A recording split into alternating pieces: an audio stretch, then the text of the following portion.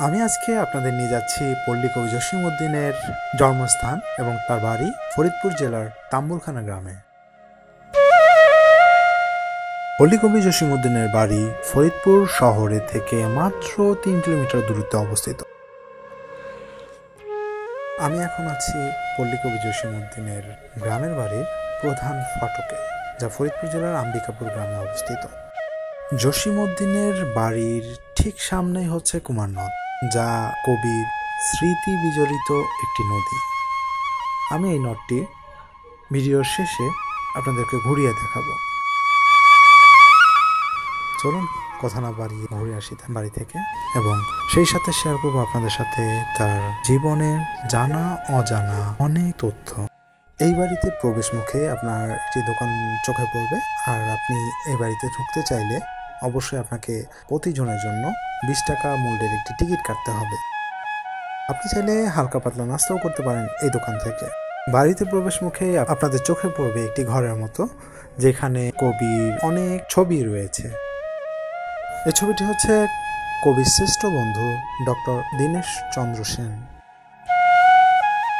এই ছবিটি হচ্ছে 1967 সালের ইডেনবার্গে আমেরিকান লেখক হেনরি মিলারের সাথে তোলা জসীমউদ্দীনের একটি ছবি।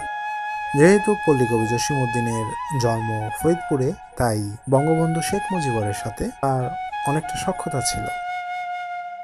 পল্লী কবি জসীমউদ্দীন 1903 সালের 1 জানুয়ারি ফরিদপুর জেলার তাম্বুলখানা গ্রামে জন্মগ্রহণ করেন। মোহাম্মদ জসীমউদ্দীন মোল্লা তার পূর্ণ নাম হলেও তিনি জসীমউদ্দীন নামে পরিচিত। তার বাবার বাড়ি ছিল একই জেলার গোবিন্দপুর গ্রামে। বাবার নাম আহসানউদ্দীন মোল্লা। তিনি পেশায় একজন স্কুল শিক্ষক ছিলেন, এবং তার মায়ের নাম ছিল আমেনা খাতুন ওরফে রাঙ্গা। পল্লী কবি জসীমউদ্দীন তার লেখালেখি জীবনে যেমন মেধার পরিচয় দিয়েছেন, ঠিক তেমনি তার শিক্ষা জীবনে ছিল আলোকোজ্জ্বল। জসীমউদ্দীন ফরিদপুর ওয়েলফেয়ার স্কুল ও পরবর্তীতে ফরিদপুর জেলা স্কুল, যা বর্তমানে ফরিদপুর জেলা স্কুল নামে পরিচিত, সেখান থেকে পড়ালেখা করেন। এখান থেকে তিনি তার প্রবেশিকা পরীক্ষায় 1921 সনে উত্তীর্ণ হন। তিনি কলকাতা বিশ্ববিদ্যালয়ে বাংলা থেকে বিএ এবং এমএ শেষ করেন যথাক্রমে 1929 এবং 1931 সনে। কর্মজীবনেও পল্লী কবি জসীমউদ্দীন তার কৃতিত্বের ছাপ রেখে গেছেন। 1931 থেকে 1937 সাল পর্যন্ত দীনেশ চন্দ্র সেনের সাথে লোক সাহিত্য সংগ্রাহক হিসেবে কাজ করেন। তিনি পূর্ববঙ্গ গীতিকার একজন সংগ্রাহকও। তিনি প্রায় 10,000-এরও বেশি লোকসঙ্গীত সংগ্রহ করেছেন, যার কিছু অংশ তার সঙ্গীত সংকলন জারি গান এবং মুর্শিদা গানে স্থান পেয়েছে। তিনি বাংলা লোক সাহিত্যের বিশদ ব্যাখ্যা এবং দর্শন খণ্ড আকারেও লিখে গেছেন। 1933 সনে তিনি কলকাতা বিশ্ববিদ্যালয়ের ডক্টর দীনেশ চন্দ্র সেনের অধীনে রামতনু লাহিড়ী গবেষণা সহকারী পদে যোগ দেন। এরপর 1938 সনে ঢাকা বিশ্ববিদ্যালয়ের বাংলা বিভাগের প্রভাষক হিসেবে যোগ দেন। পল্লী কবি জসীমউদ্দীন 1944 সালে বিশ্ববিদ্যালয় ছেড়ে এবং তথ্য ও সম্প্রচার বিভাগে যোগ দেন। 1962 সালে অবসর গ্রহণের পূর্ব মুহূর্ত পর্যন্ত তিনি ডেপুটি ডিরেক্টর হিসেবে কাজ করে গেছেন। 1969 সনে রবীন্দ্র ভারতী বিশ্ববিদ্যালয় থেকে কবিকে সম্মানসূচক ডিলিট উপাধিতে ভূষিত করেন।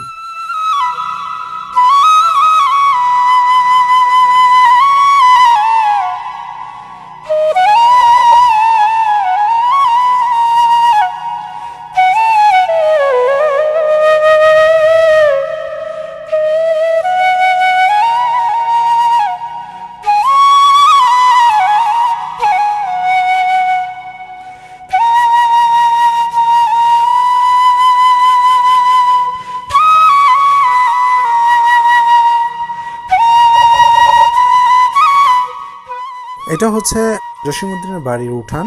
এই উঠানের চারপাশ দিয়ে হচ্ছে তার সব ভাইদের ঘর ছিল।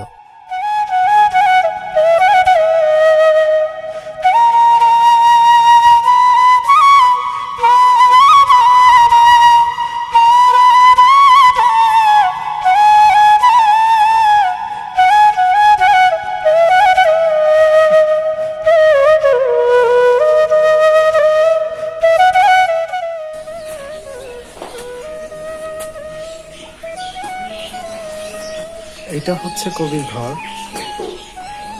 আর ইন্টারেস্টিং বিষয় হচ্ছে 1939 সালে কবির সাথে মমতাজ বেগম মণিমালার বিবাহ হয়। আর তখন বাসরাতে এই ঘর থেকেই পল্লী কবি জসীমউদ্দীন স্ত্রীর গয়নাগাটি সব চুরি হয়ে যায়। এই সেই ঘর, আর এটাই হচ্ছে কবির ঘর।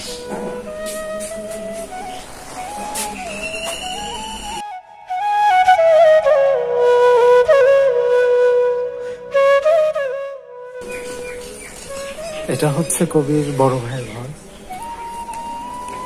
বর্তমানে না, যখন কবি জীবিত ছিল। আর এটা হচ্ছে মেঝো ভাইয়ের ঘর।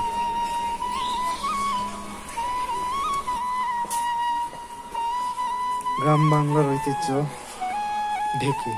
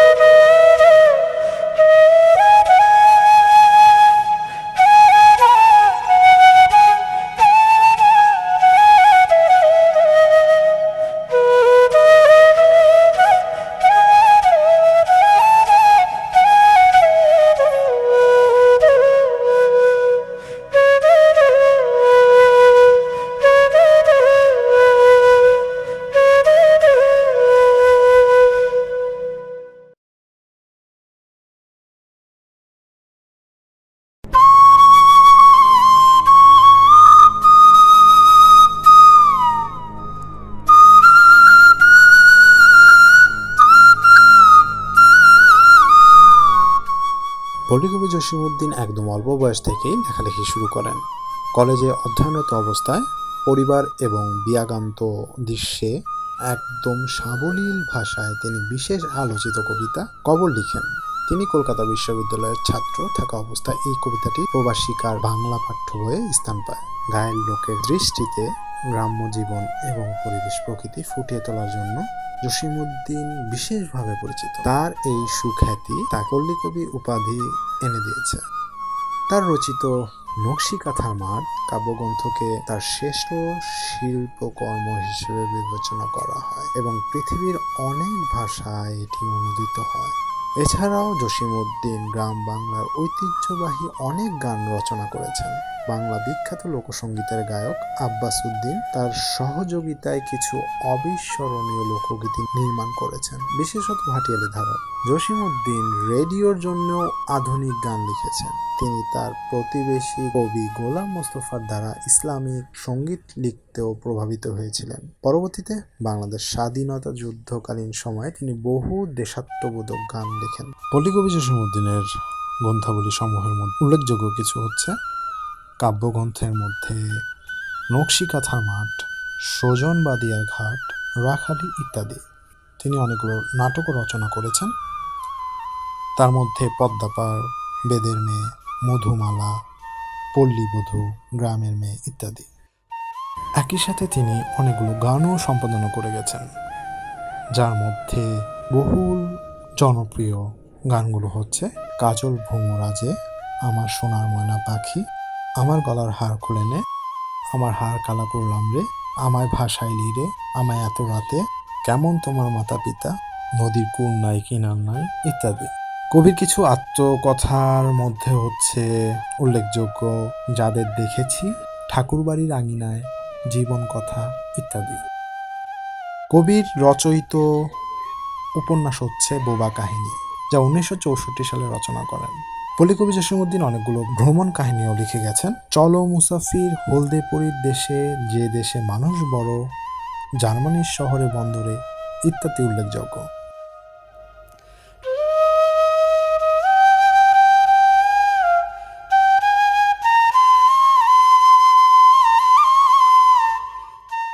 পল্লী কবি জসীমউদ্দীনের জীবদ্দশায় অনেকগুলো পুরস্কারে পুরস্কৃত হন।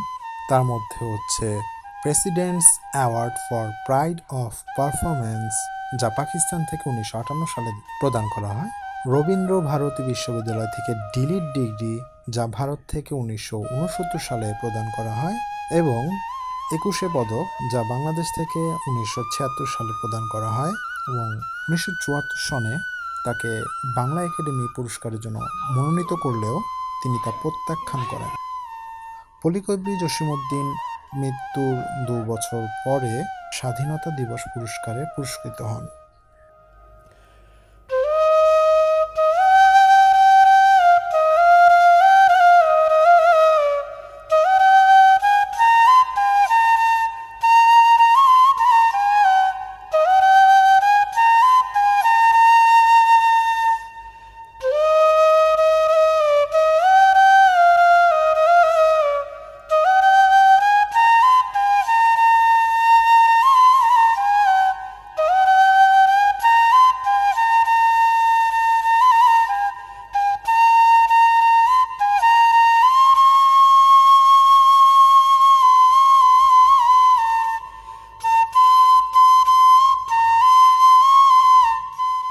এটা হচ্ছে কবির পারিবারিক কবরস্থান। পল্লীকবি জসিমউদ্দিন 14 মার্চ 1976 সনে ঢাকায় মৃত্যুবরণ করেন। তার শেষ ইচ্ছা অনুযায়ী তাকে ফরিদপুর জেলার আম্বিকাপুর গ্রামে তার দাদির কবরের পাশে দাফন করা হয়। গোবিন্দপুরে প্রতি বছর জানুয়ারি মাসে তার জন্মদিনকে স্মরণ করে জসিম মেলা নামে একটি পাক্ষিক উৎসব উদযাপন করা হয়। তার নামে ঢাকা বিশ্ববিদ্যালয়ের একটি আবাসিক হলের নামকরণ করা হয়েছে।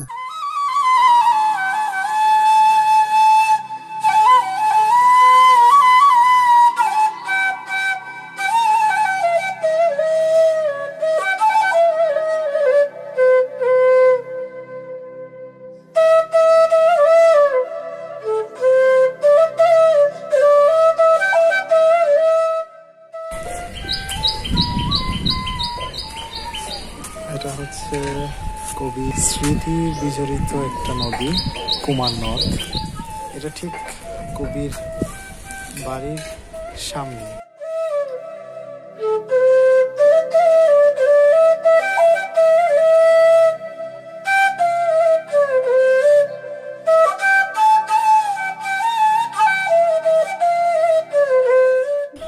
এটাই হচ্ছে সেই কুমার নদ।